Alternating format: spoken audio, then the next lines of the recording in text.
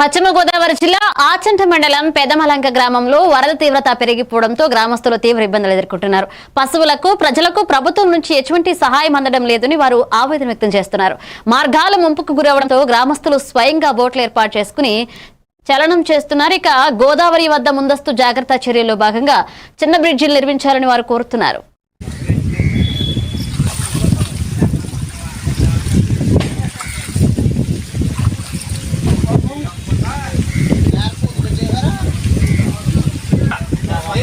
సురేషండి, మాది ఆచండ మండలం పెదమలంక గ్రామస్తులు.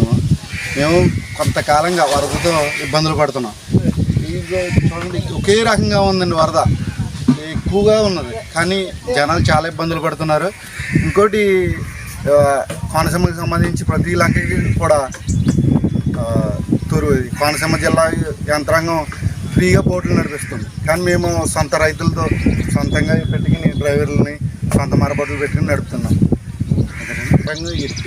ఏ విధమైన సహాయం కానీ పశువులకి కానీ మనుషులకి కానీ ఏ విధమైన సహాయం అందలేదు. పశువులు మేతలతో ఉన్నాయండి.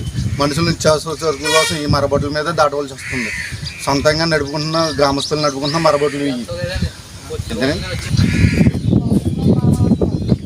ఇకనైనా ప్రభుత్వాలు మాకు సహాయం చేయవలసిందిగా కోరుచున్నాం. అంతేకాకుండా గోదావరి ముందస్తు జాగ్రత్తగా చిన్న కాజ్వే లాంటిది, బ్రిడ్జ్ లాంటిది ఎన్నో ఆమోదం చేసిన బ్రిడ్జ్ వస్తుంది, అది వస్తుంది అని చెప్పారే కానీ రాజకీయ నాయకులు ఓట్లు అడగడానికి వచ్చినప్పుడు ఎప్పుడు కూడా చిన్న పునాది వేసిందే లేదు.